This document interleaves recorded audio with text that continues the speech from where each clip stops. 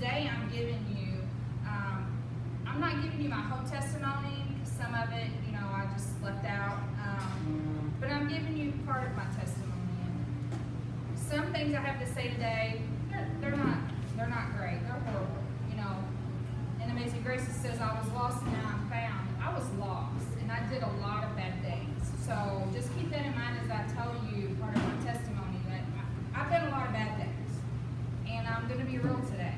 I'm not going to hide who I was, because I'm happy of who I am today.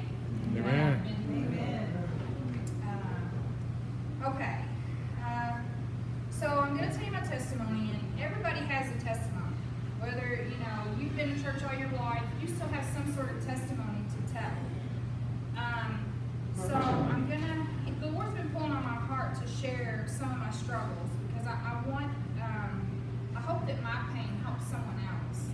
And my pain is different from your pain, but it's all still the same pain. And like I said, I have a lot of junk in my past, so it's kind of hard to tell it, but this will be my 4th time telling my testimony, and I'll tell you what, every time I've wrote it differently every time I've told it. And I'm just blessed by the Lord, because it shows me what all I've been through and how much struggles I've had, and He's helped me. He's always there for me at the end of every time my trial was there. So, okay, here it goes. I'm a middle child of 5. Just like most of America, my mom raised us by herself with no help from any of our dads. We all had a different dad. My mom would work 16-hour shifts to take care of us, and my brothers would watch us most of the time. Well, I was molested by one of my brothers, and of course I thought it was my fault. You know, you always think, oh, that happened because it was my fault. So, as I became a teenager, I watched my mom get beat by her boyfriends or her husbands at the time. She was married 8 times. So she had many. She was a waitress at a truck stop and met a lot of truck drivers. I'm not saying truck drivers are bad, but the ones she brought home were. So she met a lot of people, which caused her to go through many relationships. So I watched her go through all this abuse and being used by men, so I thought that was normal. So I allowed men to treat me bad and use me as well. One day I got pregnant, and I had everyone around me telling me to have an abortion. Well, I had an abortion because I didn't know any better. I didn't have a good role model there. I'm not saying my mom's not a good role model, I'm just saying she wasn't educated, so she didn't know to educate me. That's not the right thing to do.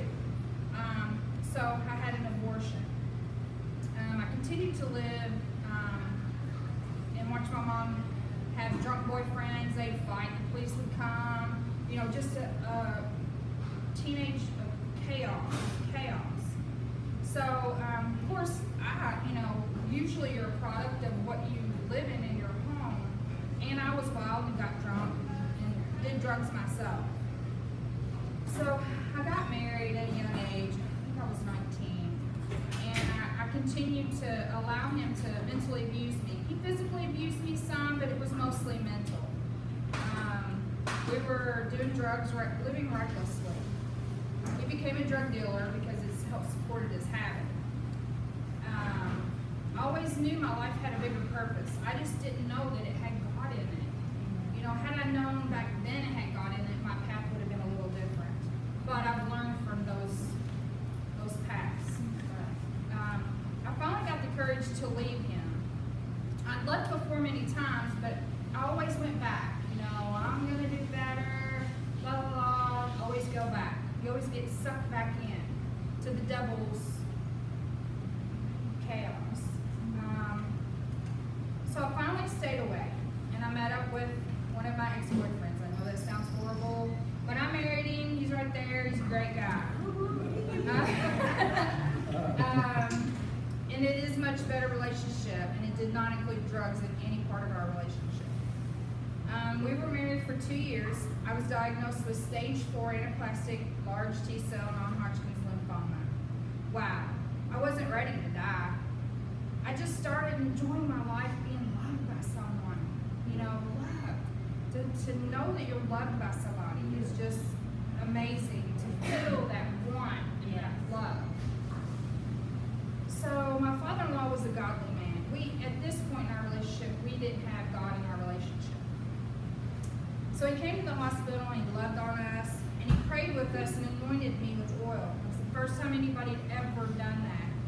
And at that point, I was 33, something like that. Nobody had ever done that. That long and nobody ever done that. From that day on, I just knew that everything was going to be okay. No one told me that. You know, God didn't speak to me. I felt this, everything is going to be okay. Now let me tell you, I was sick, and I had many illnesses, other illnesses coming at me, not just the cancer. When you have cancer, you have other things coming at you. So I was really, really sick. That peace that God gives you is so unexplainable. I can't tell you what that peace feels like. You have to know it for yourself. But I was healed from the cancer in 3 months. Now my battle wasn't over, but God showed us He works miracles. That increased our new faith. We were new believers because his dad came and prayed with us. That showed us God's love and increased our faith by him doing that. And stage 4 cancer, healed in 3 months. That's God. It ain't nothing else but God. So that increased our new faith. And being new Christians, we needed our faith increased.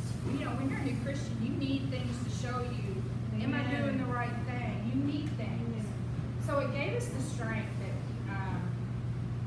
it gave us strength. We wouldn't have had without Jesus. We couldn't have gotten through all that pain and all that sorrow without him. So we'll bring it up to closer to now. 2 years ago, I was diagnosed again with uterine cancer. I'm still following God. I did step back. I'm not saying that it didn't affect us. It's dampened our spirits, but through to our friends, helped us through. So I was diagnosed 2 years ago with uterine cancer, and we were so devastated. You know, the devil really thought that he got me that time. He thought he really got me where it hurt. Because you see, I tried to get pregnant all my life and it never happened. Never had children. So I've always wanted kids, but just didn't happen. So all the trying stopped. That sealed the deal because I had to have a hysterectomy. But I got one over on that devil. I have an awesome stepson and a beautiful niece who I call my daughter. So he thought he was stopping me from having kids. I was stomping him in the face. Amen. You don't have to give birth to a child to be a parent. Through all of that sickness and all the mental torment, I drew closer to God.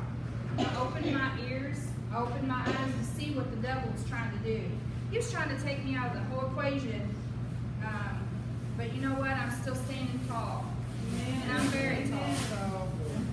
Amen. So he's brought me out of so much. Not only am I trying to increase your faith, but the faith in your heart, but I'm trying to increase mine as well. The more I tell about what God has done, the more I talk about it, the more increase in faith I receive. This is my 4th time. I get a boost every time. I'm not nervous. I'm more nervous that my church family's here than I am. We love you. Than I am to you guys. They've heard it, you haven't. So it's exciting, and it's just great to tell what he's done. Romans 10:17, faith comes from hearing, that is hearing the good news about Christ. Faith comes from hearing. It's people like me telling my testimony increases your faith from hearing it. Amen. So we need to encourage our brothers and sisters to tell their testimony to other people, what God has done. I don't know if any of you all know who Smith Wigglesworth is. I've heard his name, but now I know who he is. He said, great faith is the product of great fights.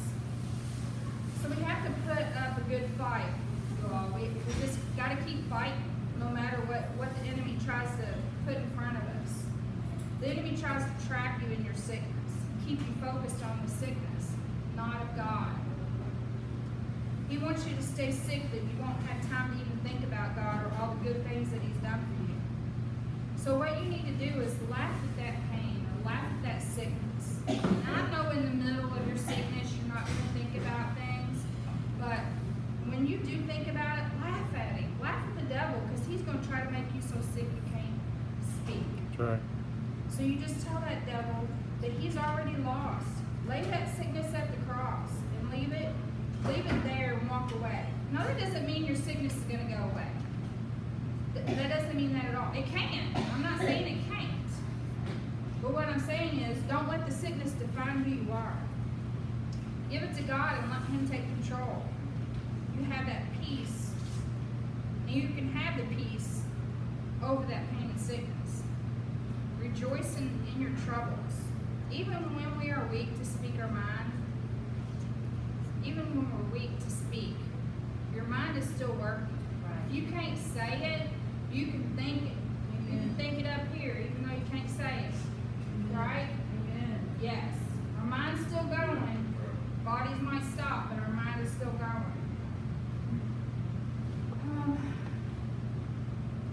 So give credit where credit is due. Lay it all down at the cross. Our body is only here for the ride. Our mind is where it all matters. Draw close to Jesus. He loves you so much. And today we're going to pass out some crosses that some of us ladies have made. And as we pass these out, we try to do blue for the guys and colors. If you want a different color, just say something. It doesn't matter. We tried to think. I didn't want to give you a pink if you didn't like pink.